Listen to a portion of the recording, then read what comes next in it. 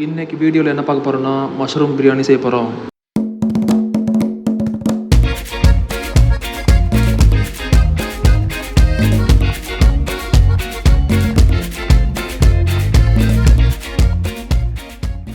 இன்னைக்கு வீடியோவில் என்ன பார்க்க போகிறோம்னா மஷ்ரூம் பிரியாணி செய்ய போகிறோம். அதுக்கு தேவையான பொருட்கள் எல்லாமே ரெடியாக இருக்குது.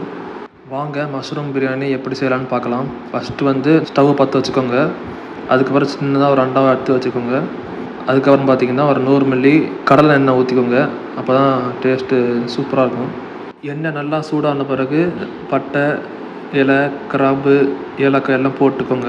அதுக்கப்புறமா பெரிய வெங்காயம் கட் பண்ணி வச்சுருந்தோம்ல, அதை போட்டு நல்லா ஃப்ரை பண்ணிக்கோங்க. வெங்காயம் அளவு பார்த்திங்கன்னா 2 பெரிய வெங்காயம், 1/2 கிலோ அரிசிக்கு அது போதும். அதுக்கப்புறமா ஒரு ஸ்பூன் சால்ட்டு போட்டுக்கோங்க. தேவைன்னா நம்ம அப்புறமா போட்டுக்கலாம். அதுக்கப்புறம் பார்த்திங்கன்னா கொஞ்சோண்டு சோம்பு போடுங்க. வெங்காயம் நல்லா ரெட்டிஷ் ப்ரௌன் கலர் வர வரைக்கும் நல்லா ஃப்ரை பண்ணி விடுங்க. அப்போ தான் அந்த வெங்காயம் ஸ்மெல்லாம் போகும்.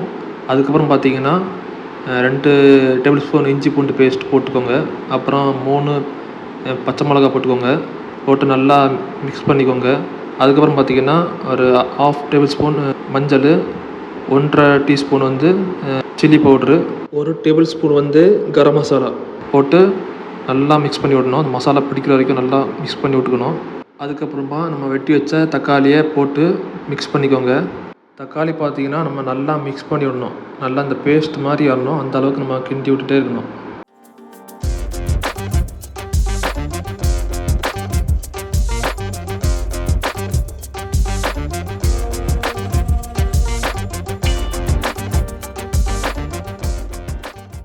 அதுக்கப்புறம் பார்த்திங்கன்னா நம்ம வெட்டி வச்ச காளான்லாம் போட்டு மிக்ஸ் பண்ணணும். இந்த காளான் நல்லா பொடிசாக வெட்டக்கூடாது, 2 பீஸாக வெட்டணும். எதுக்காக 2 பீஸாக வெட்டணும்னு சொன்னேன்னா, நல்லா பொடிசாக வெட்டினா சாப்பிட்ட மாதிரி ஒரு ஃபீலிங் இருக்காது. அதனால தான் 2 பீஸாக வெட்டினா கொஞ்சம் பெருசாக இருக்கும், சாப்பிட்றதுக்கும் கொஞ்சம் நல்லாயிருக்கும். அதுக்கப்புறம் பார்த்திங்கன்னா ஒரு 50 மில்லி தயிர் ஊற்றிக்கோங்க. ஊற்றிக்கிட்டு 1 கைப்பிடி கொத்தமல்லியும் 1 கைப்பிடி புதினாவும் போட்டு நல்லா மிக்ஸ் பண்ணிக்கோங்க.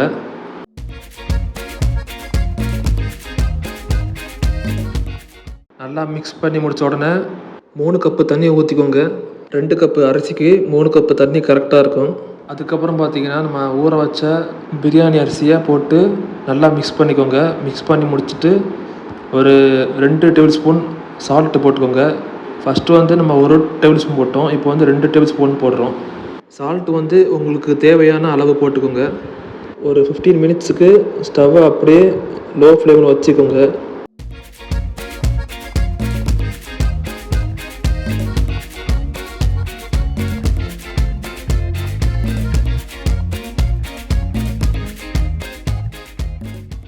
இப்போ பாருங்கள், ரைஸ்லாம் எவ்வளோ அழகாக வெந்திருக்கு.